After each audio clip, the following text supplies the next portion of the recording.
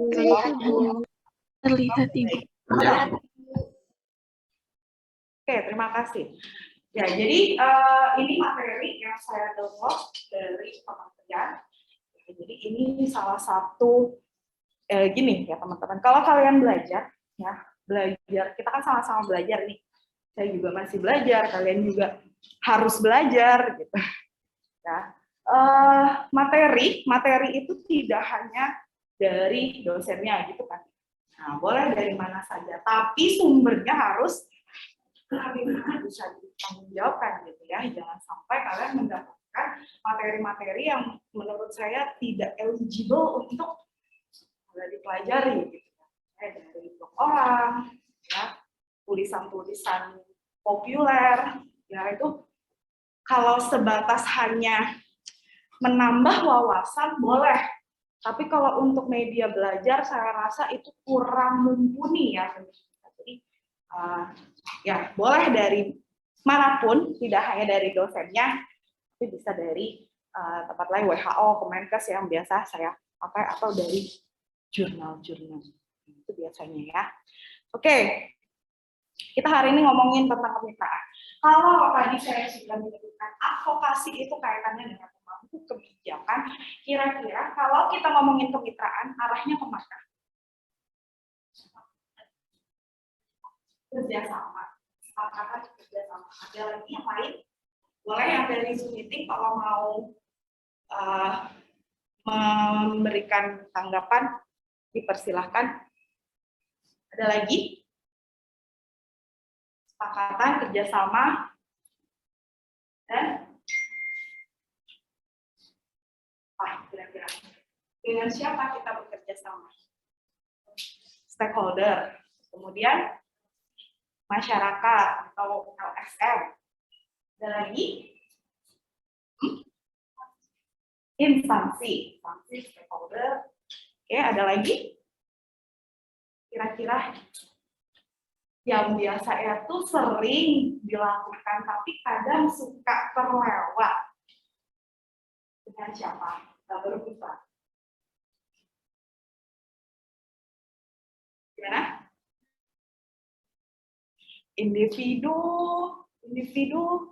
enggak sih. Kalau individu lebih ke keterampilan individu enggak. Kaitannya dengan kemitraan. Kemitraan itu badan dengan badan, organisasi dengan organisasi. Jadi tidak perseorangan. Ya, masyarakat pun melewati LSM tadi saya bilang. Atau organisasi-organisasi yang ada di masyarakat. Jangan lupa juga kita punya pihak swasta. Jadi kemitraan itu tidak murni hanya sebatas instansi yang di bawah pemerintahan, tetapi ada juga perusahaan. Ya, kita sering kerja sama perusahaan, tapi itu kayak terlupakan. Ya, mungkin teman-teman yang rumahnya di sekitaran industri, perusahaan, mungkin sudah merasakan bentuk kemitraan. Apa kira-kira? Ada yang di sini rumahnya daerah perusahaan, dekat dengan industri, atau yang ada di Zoom meeting, kira-kira ada nggak? Ada tahu nggak? Apa bentuk kerjasama dengan perusahaan? Yang rumahnya daerah perusahaan, halo? Mana yang ngomong? Oh ya, nggak tahu pakai masker.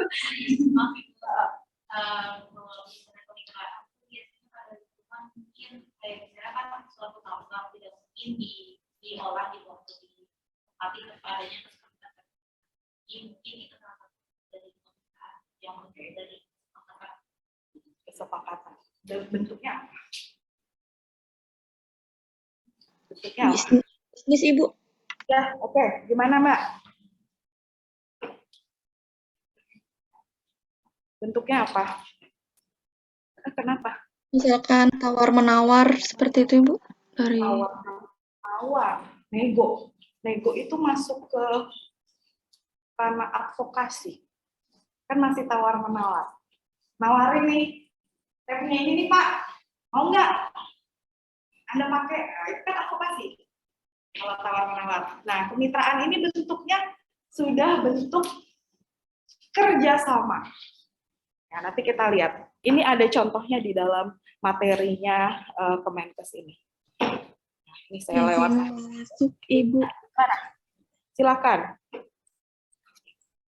Kalau misalnya bentuk kesepakatannya seperti diberi santunan begitu, Ibu. Soalnya kan teman saya itu dia tanahnya itu ada kerjasama sama Telkom, jadi tanahnya seperti dikontrak oleh Tower Telkom begitu, Ibu. Jadi kalau misalnya saya kurang tahu juga, namun kayak ada diberi seperti sewa gitu ya, entah per tahun atau bagaimana lahan gitu ya. Ya, sewa lahan begitu, Ibu. Oke, nanti kita kita kupas lagi apakah itu salah satu bentuk dari kemitraan. Ini saya tampung dulu. Nah, itu begitukah atau ada yang lain ya? Oke, ini saya lewatkan saja karena ini memang latar belakang dari kemitraan ya, salah satu bentuk strategi dari promosi kesehatan. Mungkin kalian masih ingat sejarah promosi kesehatan yang lalu, kemitraan itu muncul di mana? Ayo buka lagi sejarah. Tahun berapa, di pertemuan apa ada titik balik dari kemitraan? Karena kan kalau di Ottawa belum ada, tapi sudah ada poinnya tersirat. Tapi yang benar-benar pure, ada nih bentuk kerjasama lintas sektor, itu ada di pertemuan ke berapa dan tahun berapa pada pertemuan apa? Tahun 2009, yakin? Tahun berapa? 97. Ada yang lain? Deklarasi Jakarta bentuknya apa, Mbak? Pernyataannya apa? Ini konsolidasi dan kemitraan. Oke, konsolidasi dan keluasan kemitraan. Jadi di tahun 97 itu sudah mulai, dan titik baliknya ada di tahun 2000. Apa di tahun 2000? Pertemuan apa? Di situ penekanan ada kemitraan. Jadi titik balik sejarah promosi kesehatan nambah strategi kemitraan itu di tahun 97 sampai 2000. Nah, walaupun sebelum-sebelumnya itu sudah mulai gitu, karena kan promosi kesehatan tidak bisa berdiri sendiri, kan itu ya poinnya, sehingga butuh mitra, butuh kerjasama, yang dimana kerjasama ini harus lintas sektor, tidak hanya sektor kesehatan. Nah, jadi itu perlu diingat. Has been upgraded by host. Apaan nih? Oh, oke. Ya. Lanjut. Nah, ini penggalangan kemitraan dengan berbagai pihak yang potensial. Diperlukan untuk yang pertama membangun solidaritas. Nah, kekompakan. Namanya juga kerjasama. Pasti kita akan membangun sebuah kesepakatan bersama, ya, kemudian meningkatkan efisiensi dan efektivitas. Jadi gini, teman-teman, kenapa kita butuh orang lain dalam pembangunan gitu kan? Karena misalnya gini, kita punya A, tapi kita tidak punya B. Mitra punya B, tidak punya A. Nah, jadi seperti itu. Artinya kita saling menguntungkan. Pihak mereka yang tadinya tidak punya A, kerjasama dengan kita punya, sehingga menambah sumber daya. Itu poinnya. Kemudian meningkatkan tanggung jawab sektor terkait dalam pembangunan kesehatan, jelas. Karena memang kita mengadakan kemitraan, ya, memang pure untuk pembangunan. Ya. Kemudian penyelenggaraan pembangunan kesehatan dapat dilaksanakan secara optimal. Karena yang tadi, ya, kerjasama. Yang tadinya tidak punya B, jadi punya B. Dia tidak punya A, kita punya. Sehingga nama baik kita itu sama-sama berjalan beriringan. Kalau kita kerjasama misalnya dengan pihak lain, pihak perusahaan tadi, nama perusahaannya naik dia, kita pun juga terbantu. Misalnya seperti itu. Ya. Oke, dasar hukumnya ada di sini. Nanti kalau kalian mau memperdalam lagi, silahkan. Ya, kita tidak ngomongin tentang hukum kesehatan, jadi saya skip aja. Tetapi ini sudah diatur dalam undang-undang. Ya, baik tadi itu dalam beberapa pertemuan deklarasi promosi kesehatan dimulai dari 97, 2000, di 2009 itu penguatannya yang benar-benar pure dengan siapa saja sih kita bisa bermitra. Kan semakin tahun semakin berkembang, semakin semakin luas dan semakin mendekati sempurna. Saya tidak bilang sempurna ya, karena pasti setiap tahun berubah dan ini aja yang saya bilang belum ada deklarasi health promotion karena masih di masa pandemi yang seharusnya sudah mulai. Tetapi saya juga memikirkan bahwa mungkin deklarasi ini akan berubah lagi atau akan diadakan lagi setelah SDGs selesai. Tahun berapa SDGs selesai? Oke, 2030. Baik, masih hangat ya, masih ingat ya. Oke, tujuan apa? Tujuan dari kemitraan. Ya, tujuan umumnya jelas, meningkatkan status kesehatan masyarakat. Ya, sama dengan tujuan health promotion. Karena memang salah satu dari strateginya, ya tidak mungkin ya. Tapi tujuan khususnya, nah di sini yang perlu digarisbawahi yang membedakan tujuan strategi lainnya. Advokasi tujuannya apa? Saya ngomong katakan dulu biar saya bisa lihat. Apa tujuan advokasi yang lalu dengan Bina? Ya, mendapat dukungan. Oke, ada lagi? Tujuan dinas suasana. Pertama kali kita ngomongin strategi promosi kesehatan dengan saya. Apa tujuan dinas suasana? Udah lupa. Udah lama banget, Bu. Apa? Mempengaruhi terjadinya perubahan. Oke, mempengaruhi terjadinya perubahan. Pendekatan dengan pihak lain. Basic dari advokasi, dari kemitraan itu adalah dinas suasana. Ya kan? Tidak mungkin kalian tidak kenal ujuk-ujuk langsung ngajak bermitra. Possible. Kan gitu. Oke, yang pertama terbinanya kepedulian motivasi para pemangku kepentingan terhadap tercapainya sasaran strategis pembangunan. Itu tujuan khususnya. Jadi memang hampir mirip ya Bu, kemitraan dan advokasi ya. Dia saling berkait. Advokasi kita baru mempengaruhi. Setelah terpengaruh, pasti akan terjadi perubahan. Ya, perubahan iya. Mungkin juga adanya kerja sama. Oke, misalnya saya setuju, saya menggunakan misalnya aturan-aturan yang sudah kita susun bersama. Bisa nggak kita dibantu? Nah, misalnya seperti itu. Nah, itu kan sudah masuk dalam ranah kerjasama, kemitraan. Kan gitu ya. Terciptanya kebersamaan pemahaman dalam bermitra di antara pemangku kepentingan. Dan meningkatkan sumber daya ini yang paling penting menurut saya di dalam kemitraan. Nah, yang tadi yang saya bilang, yang sudah saya jelaskan, bahwa kalau misalnya kita tidak punya B, mereka punya B, ya otomatis itu akan terbantu. Kemudian terselenggaranya upaya kesehatan di lingkungan kerja dan di masyarakat. Yang poinnya adalah lingkungan kerja dan masyarakat. Nah, oke, nanti kita akan bahas gimana kok bisa. Oke, arti dan pentingnya kemitraan. Kemitraan adalah kerjasama dua pihak atau lebih.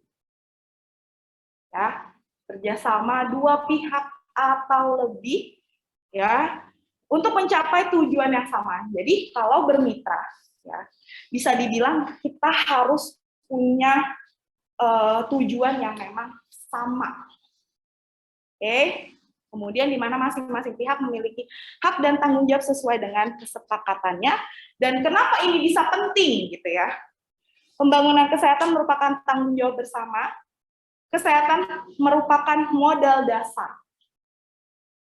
Nah, yang paling penting adalah kita tahu bahwa kesehatan itu basicnya manusia bisa produktif. Ya. Peningkatan kepedulian terhadap lingkungan dan masyarakat. Oke, ini poin lagi nih yang kalian tuh mungkin sudah merasakan tapi nggak kepikiran. Ya, tadi yang saya sebutkan di awal. Kemudian adanya peluang sumber daya dari mitra yang potensial. Ini sangat penting jadinya ya. Oke, prinsip dasar kemitraan itu ada 3, teman-teman.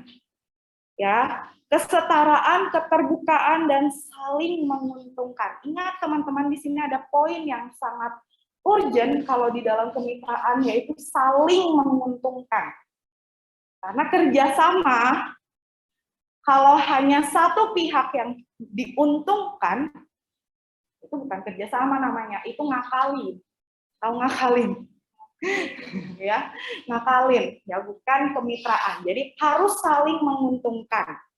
Ya, kesetaraan, setiap mitra harus menempatkan diri setara dengan pihak lain. Jadi kita itu tidak boleh yang apa ya, kalau tahu kita ini bermitra, kita tuh jangan yang merasa lebih dari mereka. Tetapi setara, kita sama dengan mereka, posisinya sama. Karena tujuan kita juga untuk hal yang sama kan gitu. Jadi kalau misalnya bermitra, ada tujuan-tujuan tertentu yang menurut saya kadang merugikan salah satu pihak, itu nggak akan bertahan lama. Ya. Kemudian keterbukaan, melakukan kegiatan kemitraan secara terbuka dan bertindak proaktif. Jadi memang kegiatan-kegiatannya mungkin bagaimana sih bentuk dari keterbukaan itu, Bu? Ya pastinya harus ada pelaporan, ya, yang mungkin keduanya itu mungkin saling bersinergi untuk melaporkan apa saja sih kemajuan-kemajuan dari sebuah program yang mereka jalankan. Itu bentuk salah satu keterbukaan. Tapi laporan itu kan di akhir, Bu. Bagaimana dengan di pertengahan program? Kan gitu ya. Laporan kan biasa kita susut ketika setelah selesai proyek, ya kan? Nah, kemudian gimana, Bu, keterbukaan jika misalnya di pertengahan programnya? Kira-kira seperti apa? Bentuknya apa sih keterbukaan? Tapi pada saat pelaksanaannya bisa ya? Koordinasi. Oke, ada lagi yang lain? Komunikasi, jelas ya. Jadi apapun yang mau kita lakukan, yang baru mau kita lakukan, kita harus konsultasi dulu, koordinasi dulu, apakah memang dibutuhkan keduanya atau tidak. Ya, seperti itu. Kemudian saling menguntungkan, ya karena tadi mempunyai tujuan dan kepentingan yang sama, ya, jangan sampai salah satunya saja yang diuntungkan. Oke, lanjut.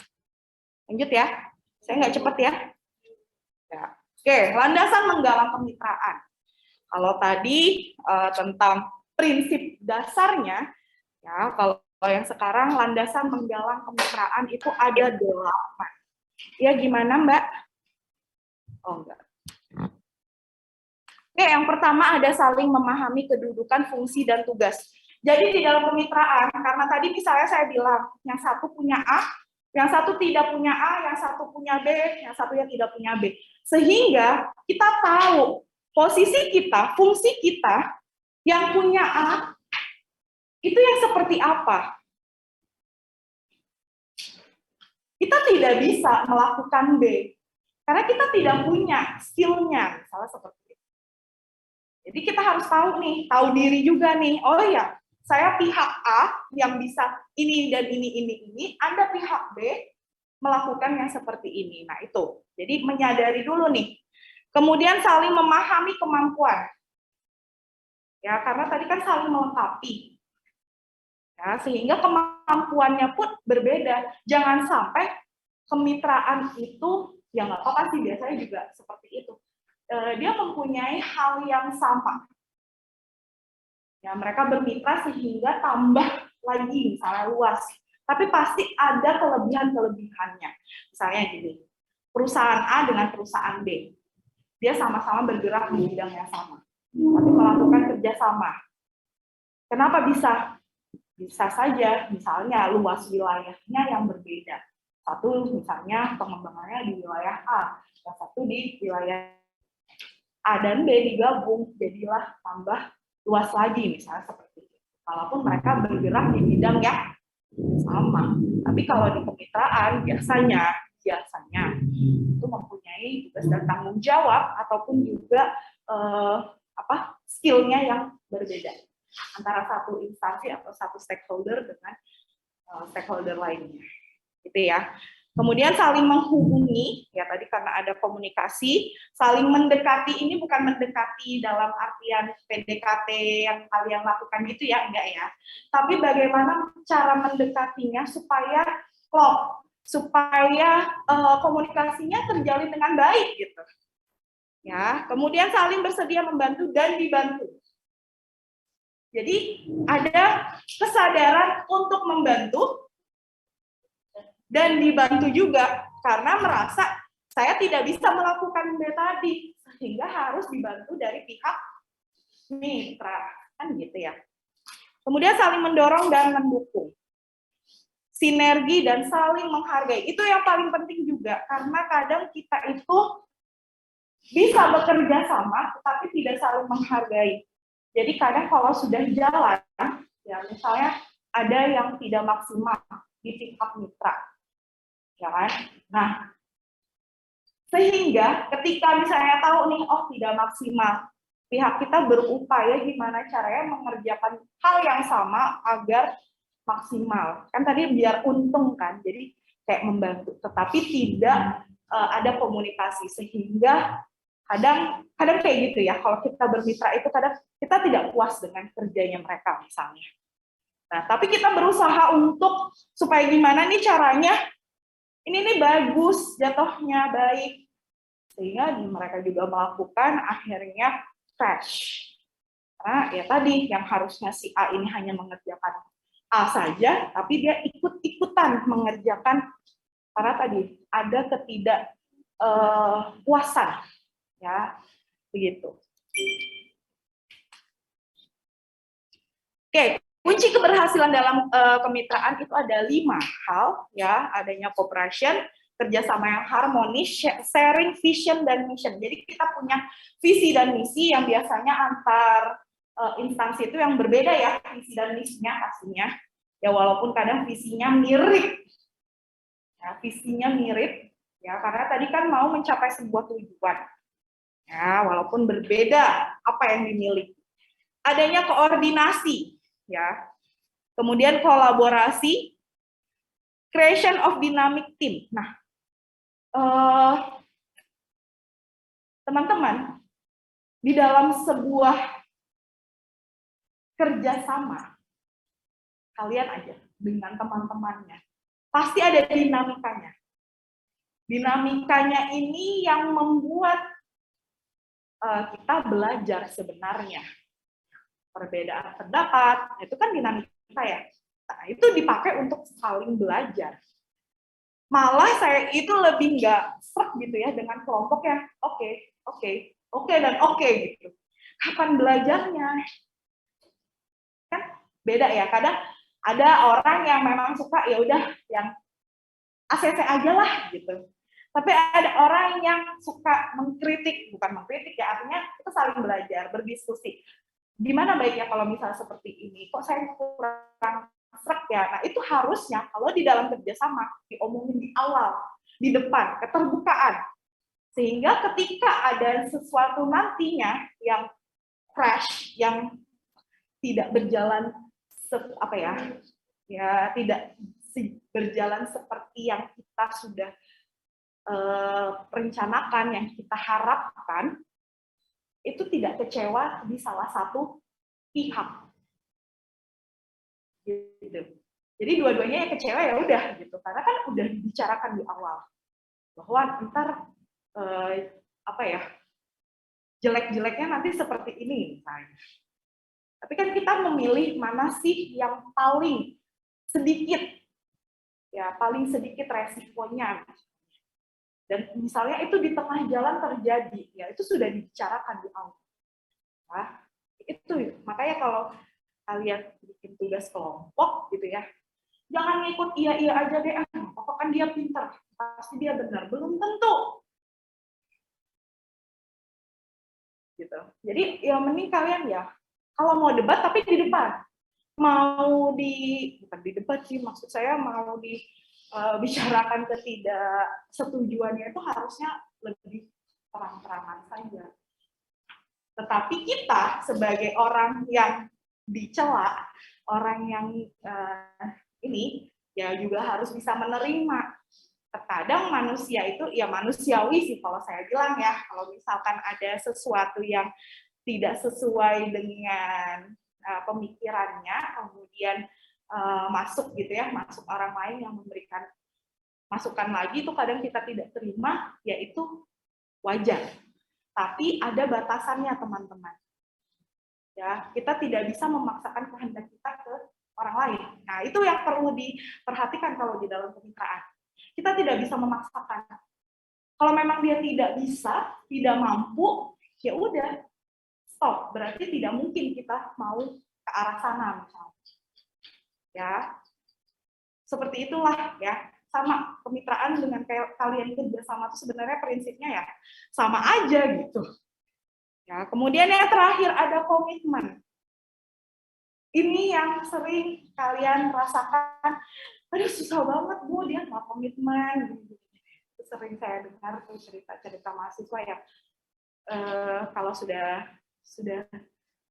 semester lanjut tuh ya semakin mengecil ya kelas kalian ya, masuk ke peminatan makin kecil, makin terasa tuh dinamika kelompoknya, ya komitmennya, yang punya kepentingan masing-masing. Ya manusia memang punya kepentingan masing-masing, tetapi kita sudah komit di awal bahwa mau menyelesaikan ini. Sehingga kalau misalkan ada sesuatu ya yang kaitannya dengan pekerjaan kita ini, ya kerjain dulu, kan gitu ya. Baru next kita ngerjain pekerjaan yang pribadi tadi. Jadi memang kalau di dalam kemitraan tidak bisa kita egois dengan kepentingan kita di dalam suatu perusahaan kita gitu. Tetapi karena sudah komitmen dengan orang lain ya kita harus lanjutkan. Oke.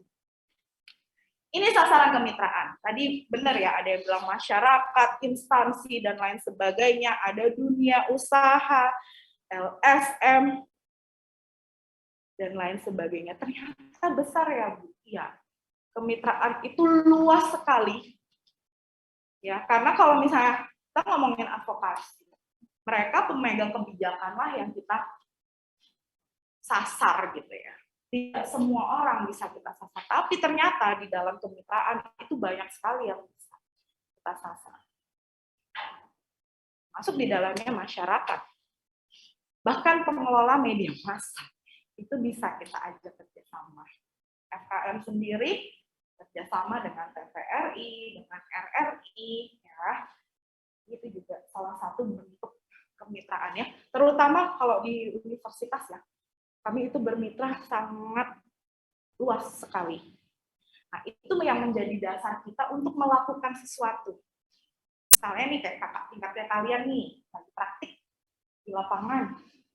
Mereka menuntut untuk bermitra dulu, ada kerjasama dulu. Nggak mau sembarangan. Ya, jadi gitu teman-teman. Jadi nggak sembarangan kalian bisa masuk ke puskesmas ini, ke klinik ini, ke rumah sakit itu. Nggak bisa, harus ada setidaknya kayak komitmen kerjasama antara dua belah pihak. Pihak satu, pihak dua, ya. Anda sebagai apa, kami sebagai apa. Ya. Pernah dengar MOU? Nggak pernah. Nggak pernah. Pernah nggak? Pernah ya, ya itu salah satu bentuk dari komitmen dari kemitraan. Itu sudah berbadan hukum gitu ya hitungannya ya. Karena memang sudah ada aturan-aturannya yang mengatur antara pihak satu dengan pihak lain. Oke. Nah, ini kolaborasi ya, kementerian, lembaga OPD itu di atas. Tapi dia saling terhubung di bawah. Di bawah ini kan biasanya pelaksana nih, ya, tokoh masyarakat, media massa ya, kemudian LSM, swasta dan perguruan tinggi. Nah, itu kan hitungannya mereka adalah pelaksana. Tapi terhubung ke dalam OPD tertentu. Ya, dari kerjasamanya yang ada di dalam sini. Terhubung tuh ke kementerian, OPD, dan lain sebagainya.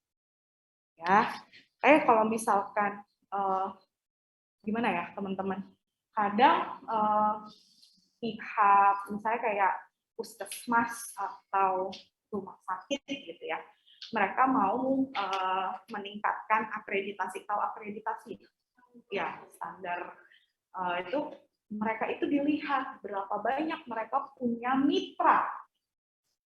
Itu karena mitra itu penting kaitannya dengan pengembangan ya, kalau dengan institusi pendidikan ya pengembangan keterampilan yang mahasiswa menjadi tempat mereka menjadi tempat belajarnya mahasiswa. Nah, itu penting ternyata teman-teman.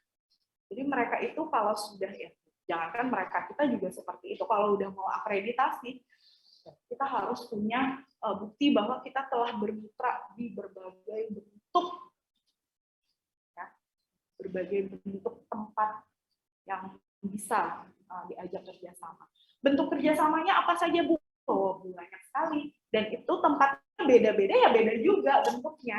Ya, kalau rumah sakit, klinik, puskesmas sudah jelas. Lahan kita untuk praktikum, misalnya seperti itu. Dengan perusahaan, Bu, bisa. Dalam bentuk apa ya? Kerjasama, misalnya pendanaan, penelitian, dan sebagainya. Seperti itu teman-teman. Jadi bentuknya pun berbeda. Nggak bisa sama, enggak. Boleh nggak, Bu, dengan kampus kan institusi pendidikan. Sekolah institusi pendidikan, boleh banget. Mereka juga lahan kita loh. Jangan lupa. Apalagi di dalam promosi kesehatan. Ada 4 tatanan promosi kesehatan yang perlu diingat. Salah satunya adalah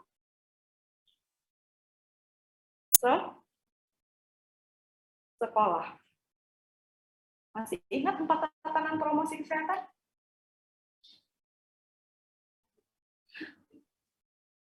Pertama sekali saya masuk ke dalam kelas ini, dasar promosi kesehatan, konsep. Ada saya bilang 4 tatanan promosi kesehatan. Apa teman-teman yang di Zoom meeting mungkin mau bantu?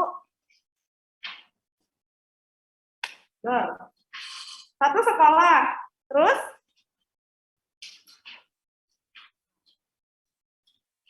Apa lagi? Halo? Masa saya nggak ngomong sih waktu itu? Ada lupa. Saya tuh udah menjelaskan, kakak tingkat kalian yang promosi kesehatan sedang melakukan praktikum di tatanan promosi kesehatan. Saya masih ingat saya ngomong, kalian berarti yang nggak ingat. Masih muda loh kalian dibanding saya. Umur kalian berapa? 20 ya? Oh, 19. Muda sekali. Ya, apa? Ada? Ya, saya aja ingat. Apa aja 4 tatanan promosi kesehatan? Izin menjawab, Ibu. Ya, boleh. Yang pertama ada sekolah, terus ada institusi kesehatan, ada tempat umum, sama tempat kerja kah, Ibu? Yes. Nah, itu, terima kasih jawabannya ya, sudah dibantu teman-temannya. Jadi memang 4 tempat inilah sasaran utama health promotion. Tempat umum. Bu, bagaimana caranya kalau kita mau melakukan promosi kesehatan di tempat umum? Ada strategi advokasi yang mengatur tempat-tempat umum. Ya. Ke sekolah, kita bermitra di sekolah. Entah nanti mau bikin proyek ini, proyek itu, tapi kita harus bermitra dulu dengan mereka. Jadi jangan dilupakan 4 tatanan ini erat kaitannya dengan strategi-strategi health promotion. Di sekolah kita bisa bermitra, bina suasana, advokasi, bisa semua. Tempat kerja, apalagi. Nah, seperti itu gambarannya ya teman-teman. Jadi itu kan kita bermitra sekali lagi dengan ini loh, para pelaksana-pelaksana di bawah OPD-OPD tertentu. Ya. Oke, lanjut. Ini adalah peran mitra. Nah, peran mitra itu banyak sekali. Nah, di dalamnya ternyata ada yang pertama inisiator, kemudian ada advokator. Saya bilang, kemitraan itu nggak jauh-jauh loh dari advokasi. Katalisator, apa katalisator? Masih ingat pelajaran SMA? Katalisator.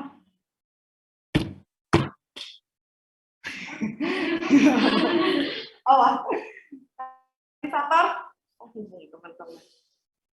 Ya, fasilitator jelas harus ada. Siapa fasilitatornya? Donatur. Nah ini, ya, yang tadi yang saya bilang, saya punya A, tidak punya B.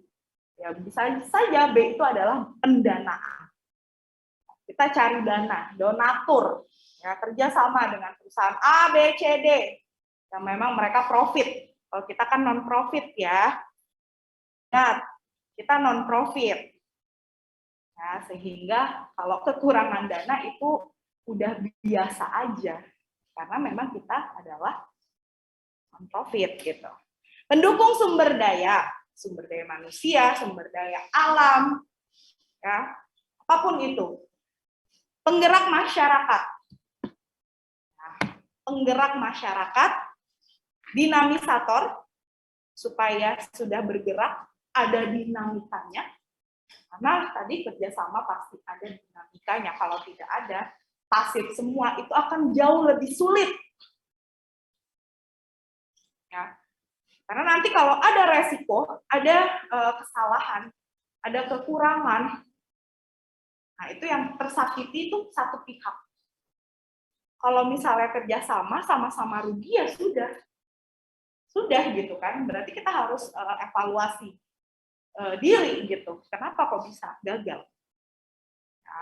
Kemudian ada komunikator, itu jelas sekali. Motivator itu juga salah satu hal yang penting ya di dalam kerjasama.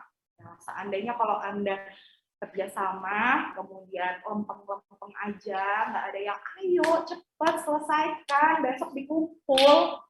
Nah, itu nggak akan kerja, kan gitu ya kalau kalian ya. Belum disemangatin. Salah satu bentuk motivator. Motivator itu sebenarnya ada dua, motivator internal dan eksternal. Yang susah dibangun itu internal sebenarnya. Dari diri sendiri. Nah, itu yang sulit dibandingkan kalau eksternal. Eksternal mah tinggal gini aja sudah jadi motivasi gitu ya. Tapi kalau udah dari luar, dari oke gitu ya, tapi dari dalamnya tidak ada motivasi ya, sama aja sih, percuma. Ya, jadi kita juga harus punya motivasi dari internal kita. Kemudian pembimbing teknis, ya itu pasti ada, dan pengembang model promosi kesehatan. Ini harapannya seperti itu, cuman kan kadang tidak ya. Potensi mitra ya. Ini banyak sekali, nanti bisa kalian baca sendiri. Yang jelas ini pihak-pihak tertentu ya, ada dari pemerintah, akademisi, kemudian LSM, NGO itu ya, LSM, kemudian dari masyarakat atau komunitas tertentu yang bisa kita ajak bermitra. Ya, tapi tidak perseorangan ya teman-teman. Masyarakat di sini maksudnya yang punya perkumpulan-perkumpulan tertentu yang memang lahir dari masyarakat. Nah, itu sebutannya memang masyarakat, tetapi pasti ada kelompoknya. Kemudian sektor swasta nanti perannya seperti apa? Kemudian organisasi internasional, ya ini sudah kemitraan high ya, yang kelas tingginya gitu ya.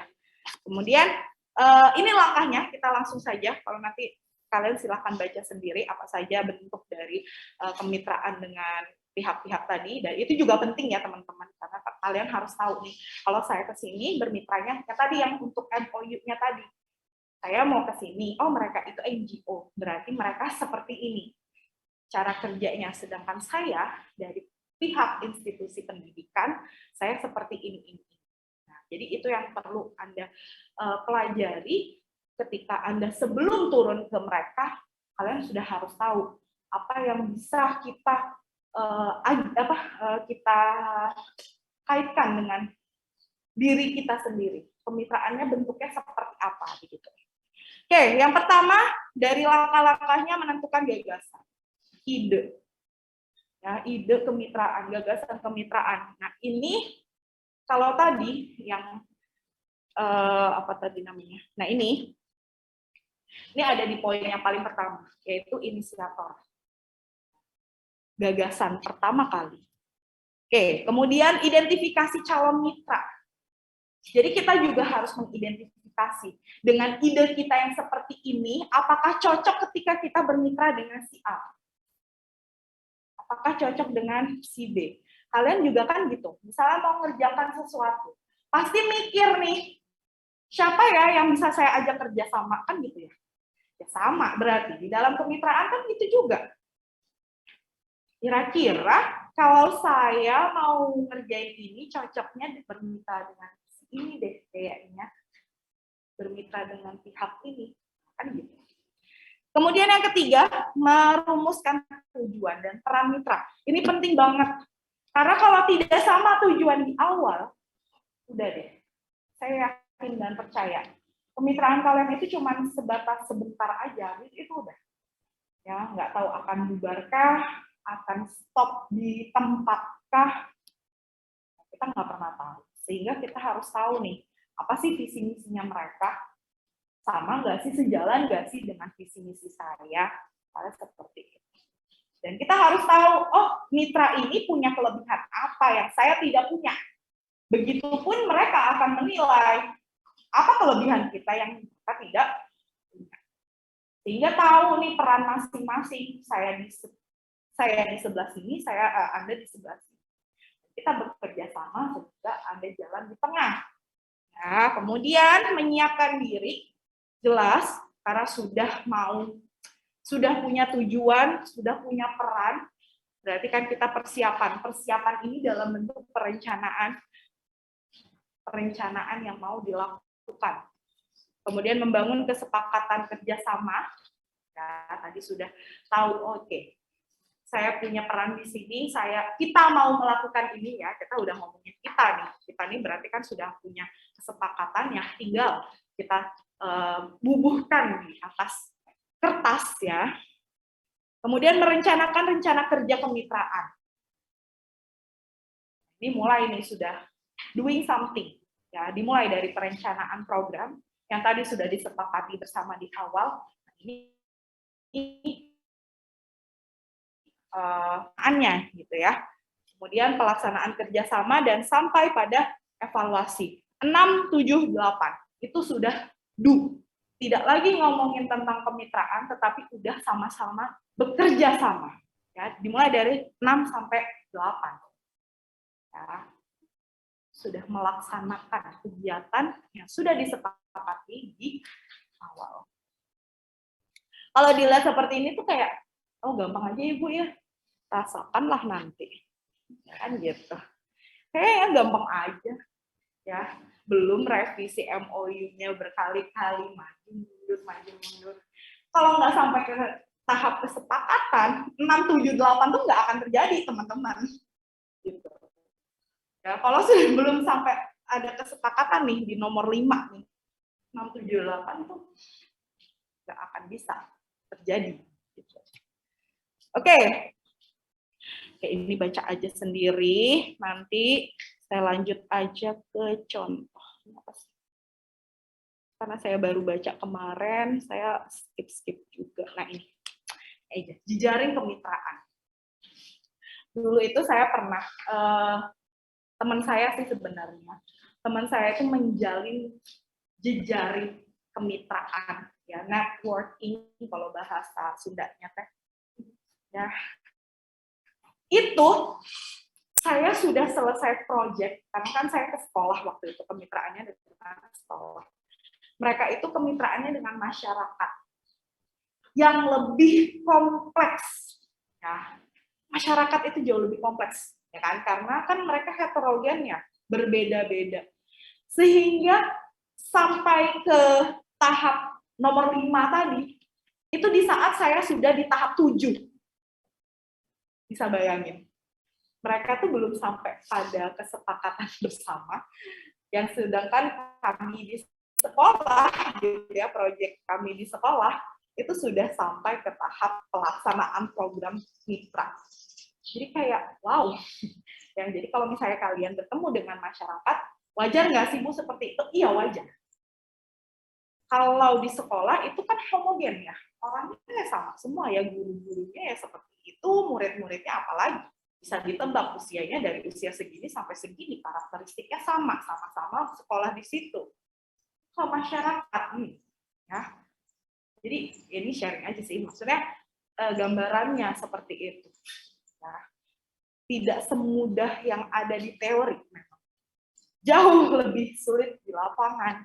Ya, memang sih, apapun itu ya sulit banget kalau sudah masuk ke lapangan. Tapi mau nggak mau kita harus bisa. Ya, kita dituntut untuk bisa apapun itu. Gimana Bu dengan timeline-nya? Berarti berantakan, ya mau tidak mau, ya karena mereka sudah komitmen di awal akan menyelesaikan di masyarakat, ya mereka perjalanan 6, 7, 8 tadi, poin yang tadi itu dipersingkat. Jadi tidak selama kami yang ada di lapangan, ya. Misalnya kami melakukan proyek dimulai dari perencanaan sampai evaluasi itu misalnya 3 minggu, sedangkan mereka ya bisanya hanya 1,5 minggu misalnya. It's okay, ya. Yang penting sepakat dulu, karena poin dari kemitraan yaitu sepakat dulu. Untuk urusan pelaksanaan sampai pada evaluasi, yaitu nanti ketika sudah bermitra. Nah ini kesalahannya di mana nih? Oh hanya 1,5 minggu. Jelaslah program 1,5 minggu dimulai dari perencanaan sampai evaluasi, saya rasa juga berat ya, apalagi di masyarakat yang lagi-lagi tadi saya bilang karakteristiknya sangat berbeda-beda. Kalau 1,5 minggu di sekolah bisa lah itu, karena apa? Mereka juga berkumpul di satu tempat, kita langsung masuk, langsung ketemu. Minggu depan saya ke situ lagi, masih itu lagi orangnya. Beda dengan di masyarakat. Hari ini si A, B, C, besok si Z yang datang kan gitu. Kita nggak bisa menerka-nerka kalau sudah bermain dengan masyarakat, bermain. Nah, karena kemungkinan seperti itu tuh ada banget. Ya. Oke, ini apa ini? Oh ini hanya contoh-contohnya ya, bagaimana kegiatan pengembangan jejaring kemitraan itu dimulai dan diakhiri. Nggak bisa sih, kalau saya bilang kemitraan itu tidak bisa diakhiri, karena biasanya long lasting. Ya. Kenapa lagi? Dinyalain aja kali Mbak, atau gimana? Oh, saya di sini suara. Itu jaringan ya, berarti bukan? Oh, nggak tahu ya. Oke, kita lanjut. Nah ini yang saya bilang tadi. Apa sih bentuk kemitraan dengan perusahaan? Kalian pernah dengan CSR? Hah? Enggak. Pernah? Ada yang pernah? CSR? Pernah, tapi enggak? Oke. Oke. Kalian lihat taman-taman di Samarinda? Itu ada tulisan CSR, PT, bla bla bla. Ada pernah lihat? Kalau sebelum berubah di depan Lembus itu CSR-nya Faiko. Di bawah jembatan barunya Mahakam itu saya lupa bank apa ya? Saya lupa, pokoknya bank atau perusahaannya. Saya lupa, pokoknya ada. Itu salah satu bentuk CSR. di mana untuk pembangunan taman kota, pemerintah menggait pihak swasta dalam membangun itu. Tapi mereka juga promosi. Pinter kan? Pinter. Jadi saling menguntungkan. Keuntungan pemerintah apa? Oke, bisa membangun yang lebih gitu kan. Pihak mereka promosi. Cukup dikenal dengan masyarakat. Nah, kan gitu. Ya. Ya, CSR itu corporate social responsibility. Jadi perusahaan itu sebenarnya punya responsibility, punya tanggung jawab terhadap masyarakat di sekitarnya. Makanya saya tadi tanya, ada nggak di sini yang rumahnya di sekitaran perusahaan? Masih dari Papua? Dekat sama perusahaan nggak? Oh enggak ya. Jadi kalau misalkan seperti di Timika ya, yang dekat dengan perusahaan Papua itu. Nah, itu ya Timika ya benar. Nah, itu tuh terbangun sangat apik. Sangat bagus karena mereka dibangun atas dasar kerjasama dengan pihak Freeport. Kan gitu. Apa sih nama tempatnya? Saya lupa. Saya pernah diceritakan teman saya yang pernah ke Papua gitu. Ada suatu wilayah yang di Papua itu dikelilingi hutan belantara, tapi di tengah-tengahnya itu kayak kota yang sangat bagus sekali. Udah kayak Eropa dia bilang. Saya lupa apa nama. Di mana?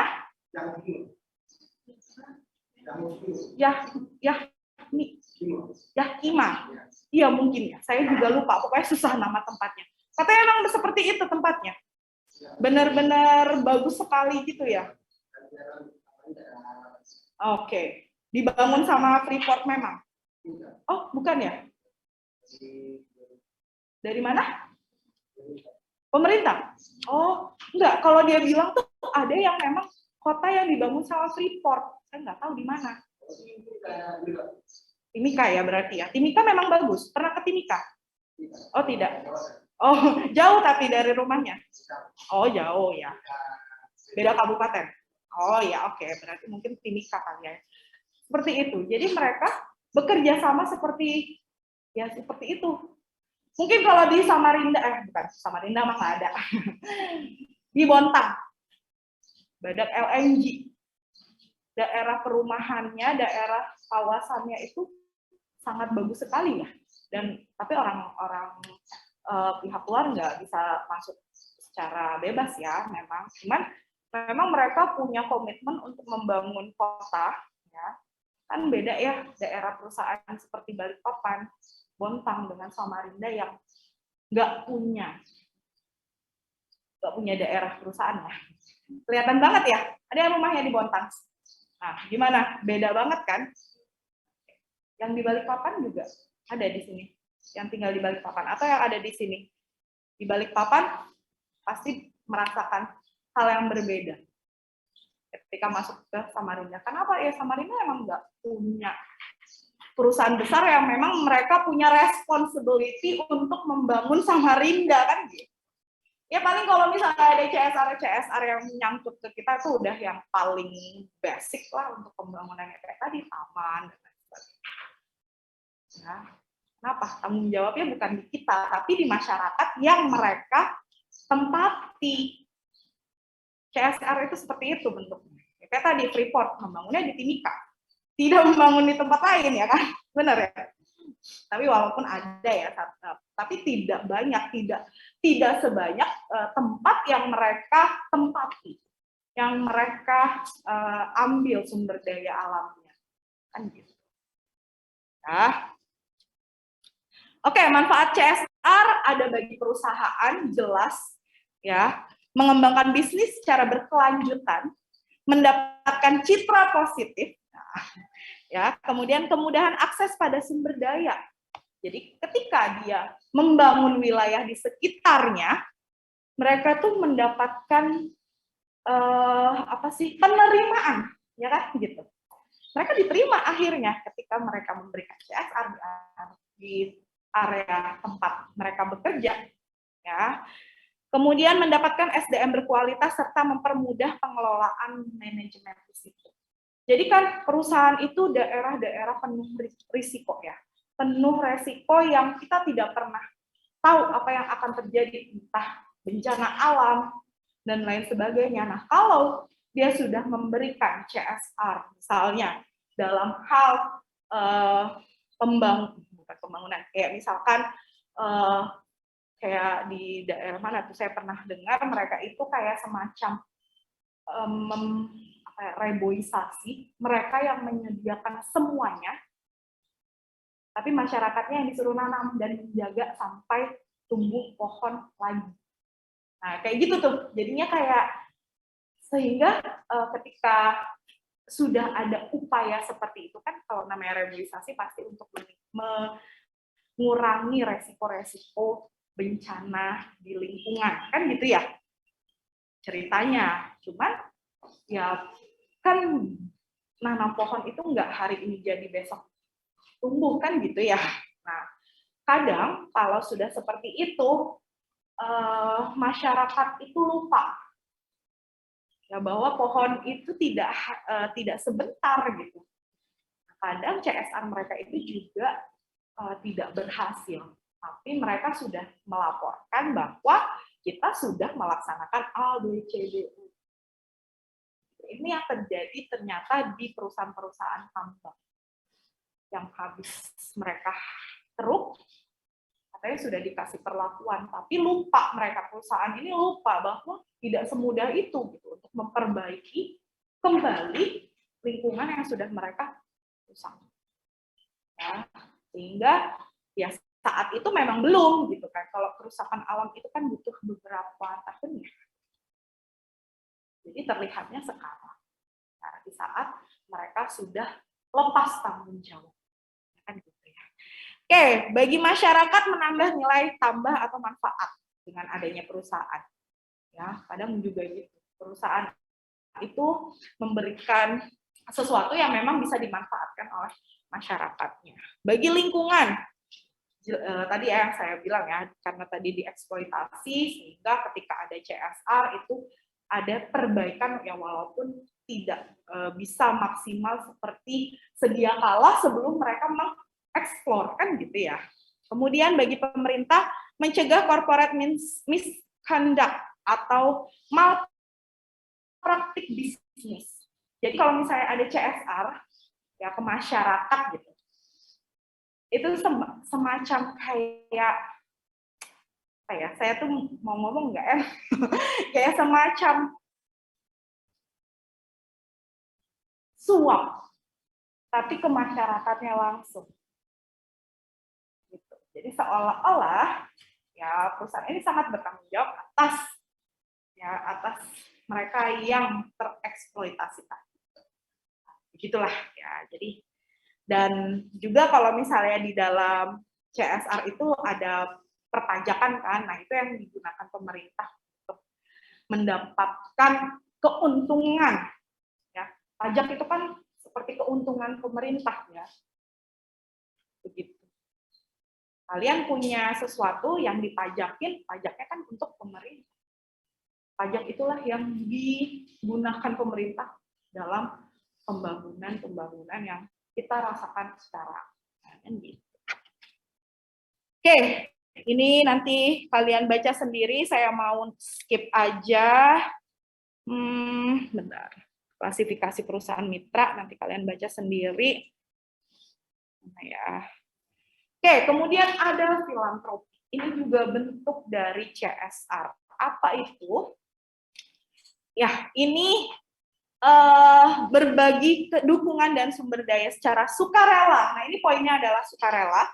Ya, filantropi ini didorong cinta kasih pada sesama bertujuan untuk mengatasi masalah sosial kemanusiaan. Ini juga bentuk dari kemitraan, teman-teman. Dan bila dikaitkan dengan SDGs, mayoritas lembaga filantropi cenderung melakukan kegiatan di bidang pendidikan, kesehatan, pengurangan kemiskinan, air bersih, dan pertumbuhan ekonomi. Ya, jadi mereka ini tujuannya tadi ya untuk sampai pada goals kita di tahun 2030 ya, yang kaitannya kalau di Indonesia sendiri ya permasalahannya nggak jauh-jauh nih dari sini. Kesehatan, pendidikan, kemiskinan, air bersih saja kita masih struggling ya. Gimana kita mau jadi negara maju? Cara air kebutuhan dasar pokok, benar-benar dasarnya dasar kalau saya bilang. Ya, itu saya tidak memenuhi syarat. Nah, gimana mau numbuhkan yang lain, kesehatan misalkan. Ya. Oke, pelaku filantropi ini individu, komunitas, perusahaan, yayasan, ya, bisa dalam bentuk hibah, donor, perantara, dan pelaksana. Nah, ini banyak sekali yang digalakkan pemerintah, bentuk filantropinya itu dalam bentuk riset, ya. Banyak sekali kalian tahu hibah-hibah riset, ya. Itu untuk menumbuhkan ini apa sih keinginan masyarakat untuk melakukan riset, karena dari survei gitu ya, katanya Indonesia, katanya sih ini menurut data sih, Indonesia itu punya banyak riset, tetapi risetnya itu tidak tidak dipublish gitu. Beda dengan orang luar negeri gitu ya. Habis mereka riset, punya riset yang bagus, masuk ke dalam jurnal terakreditasi bla bla bla bla. Nah, saya pernah dengar bahwa orang Indonesia itu habis selesai penelitian udah cukup sampai tulisan. Kenapa? Benar ya kan? Tetapi tidak dipublish, dan kalau sudah tidak dipublish, tidak akan dibaca, orang tidak pernah akan tahu. Padahal riset kayak mau riset dasar, terapan, dan lain sebagainya, itu juga ngaruh loh ke dalam pembangunan kita. Tapi ya begitulah ya, Indonesia itu entahlah, saya juga bingung gimana salahnya gitu. SDM-nya oke, SDA-nya kurang apalagi kita gitu, tapi pemanfaatannya yang tidak maksimal, ya, malah dinikmati orang lain, ya, yang memanfaatkan kita di Indonesia yang super duper kaya banget, ya. Kemudian ada kesehatan, penyantunan, emergensi, dan ekonomi produktif. Dukungan dan kemitraan pemerintah di sini ada misalkan menerapkan kebijakan dalam hal perpajakan. Ya, pemerintah tuh ya kurang lebih seperti itu ya kalau misalkan dengan hal-hal yang kaitannya dengan ekonomi, finansial, dan lain sebagainya. Oke, boleh nanti dibaca sendiri. Nah, ini bedanya CSR dengan filantropi, ya. CSR itu diperhitungkan sebelum profit. Strateginya berkelanjutan, kegiatan berkaitan dengan bisnis. Ya, biasanya CSR itu juga seperti itu. Mereka membantu misalnya seperti UKM bisa layak untuk dijual dan bla bla bla. Itu biasanya CSR ke arah sana. Kalau saya pernah dengar teman saya waktu itu mendukung adanya, saya lupa amplang apa gitu di Sangatta. Dia di perusahaan Pertamina Sangatta, yang rumahnya di Sangatta. Oh, nggak ada. Ya, mereka mendukung UKM amplang, tapi bukan ikan pipi atau ikan tenggiri. Saya lupa dari apa ya. Pokoknya komoditas di daerah pesisir sana. Ya. Mereka membantu UKM itu untuk terus berkembang. Nah, itu bentuk dari CSR. Jadi sebelum profit pun sudah diperhitungkan. Kan baru mau mulai biar UKM-nya profit kan gitu. Sedangkan filantropi anggaran diperhitungkan setelah adanya profit. Ya, strateginya temporer, sementara, dan tematik. Kegiatan tidak terkait dengan bisnis. Ya. Nih, contohnya, kalau misalkan kegiatan pemberian PMT, Pemberian makanan tambahan kepada balita di Posyandu dilengkapi dengan penyuluhan mengenai edukasi tumbuh kembang balita, melatih masyarakat menjadi pendidik sebaya, melatih mereka untuk bagaimana membuat PMT. Nanti PMT-nya udah bagus misalnya, bisa nih dijual. Nah itu CSR tuh yang berperan. Misalnya seperti itu. Itu contohnya aja. Atau PMT-nya nih layak untuk diperjualbelikan jadi bisnis. Nah ini MOU yang tadi saya tanya, Memorandum of Understanding. Jadi kalau kalian dengar MOU tapi tidak tahu panjangannya, ya apa itu? Kalau di dalam bahasa Indonesia itu adalah nota kesepakatan. Kesepahaman, perjanjian kerjasama, perjanjian pendahuluan, dan lain sebagainya.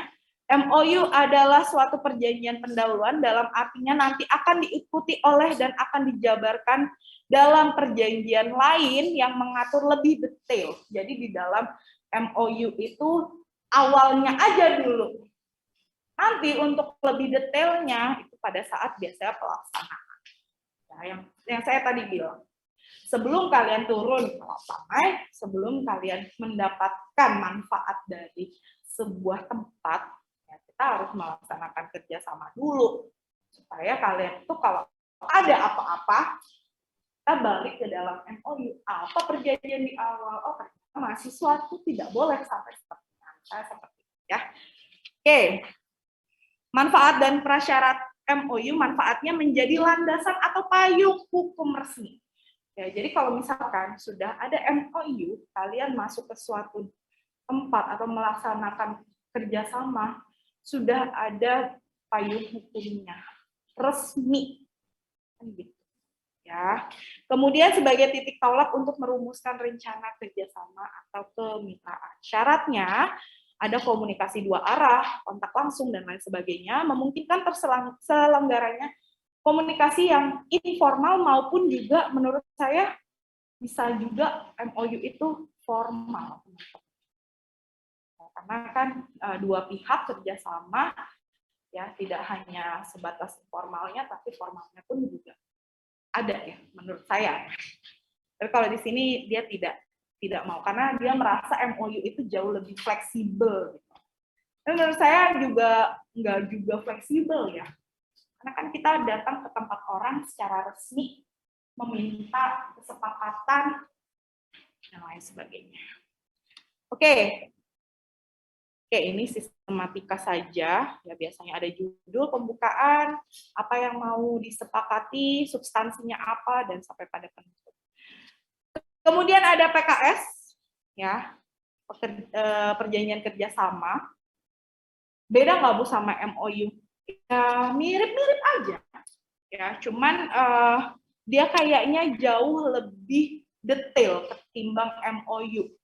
Karena di situ sudah ada PKS itu sebenarnya ada kayak rencana kerja benar. Jadi PKS itu sudah tahu nih kita kerjasama apa saja yang mau kita kerjakan itu sudah tertulis. Sedangkan MOU tadi hanya di awal.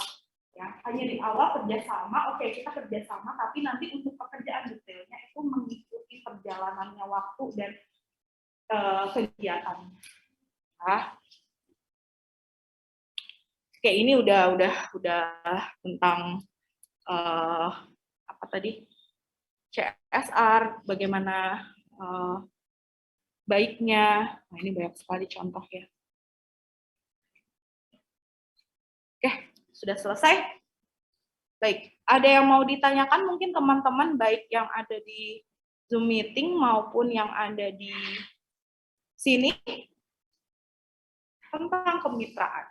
Minggu depan itu apa ya? Kita ngomongin apa ya? Apa Mbak PJ? Masih kemitraan atau enggak ya? Strategi apa ya? Kok saya lupa. Bu Rina itu kan advokasi, ada pemberdayaan kalau masih. Saya pemberdayaan. Kita kejar-kejaran waktu. Makanya saya nggak mau kalian kosong 2 minggu lalu gitu ya. Saya kasih ke Bu Rina dulu, nggak apa-apa ya, nanti jadinya habis. Ya, langsung UTS kan. UTS berarti offline online juga. Total juga ya. Apa ya caranya? Minggu ini kan minggu pertama, minggu kedua, minggu depan berarti kalian masih offline. Minggu depan masih. Kan kalian sudah minggu depan masih kami, tapi pas UTS-nya gitu ganti orang. Gitu ya. Oke. Terus gimana caranya online dan offline? Enak yang online dong, enak di kalian dong. Sabar ya teman-teman, kalian spesial. UTS bersama saya. Gak apa-apa. Mau kalian juga kalau UTS sama saya juga sekali nyontek juga nilainya ya apa adanya lah. Oke, ada yang mau ditanyakan? Berarti udah berapa strategi? 3 ya? Kayaknya advokasi masuk deh. Nanti saya minta Bu Rina. Jadi semua advokasi dimasukkan. Sejarah, konsep, kan konsep, sejarah, bina suasana, advokasi, kemitraan, sampai pemberdayaan. Nah, nanti UAS-nya berarti yang oke. Oke, ada mau yang ditanyakan, baik yang di Zoom meeting maupun di sini tentang kemitraan. Nanti saya kirimkan dua-duanya, materi saya dan materi yang tadi. Siapa tahu di materi saya ada, di materi Kemenkesnya nggak ada, atau sebaliknya. Biar sama. Kalau di tempat saya jujur nggak ada contohnya. Nah, kalau tadi ada contohnya CSR, MOU, filantropi, hadiah, filantropi. Jadi bentuknya saya kasih kamu hadiah, kamu harus melakukan apa yang saya mau. Biasanya gitu ya. Kayak hibah penelitian itu kan, kamu penelitian saya kasih dana, nanti kamu misalnya pada saat apa namanya bikin jurnalnya atau publikasinya bawa nama saya. Biasanya gitu. Bentuknya. Ya oke, ada lagi yang mau ditanyakan? Ada lagi emang tadi ada yang nanya. Ada yang mau ditanyakan? Nggak ada? Sudah cukup? Saya sampai jam berapa, Pak? 9.40, 3 menit lagi. Nggak ada yang mau ditanyakan? Cukup. Terima kasih banyak atas waktunya. Kita ketemu lagi minggu depan, satu materi lagi. Insya Allah di tempat yang sama, di jam yang sama juga. Saya akhiri. Wassalamualaikum warahmatullahi wabarakatuh dan selamat pagi semuanya. Waalaikumsalam warahmatullahi wabarakatuh. Terima kasih, Bu. Ya, nanti saya Bu. ingatkan saya. Assalamualaikum warahmatullahi wabarakatuh. Makasih, Bu. Nanti ya tunggu di kantor soalnya jaringan saya nggak oke. Terima kasih teman-teman yang ada di Zoom. Terima kasih banyak, Ibu. Terima kasih kembali, Bu.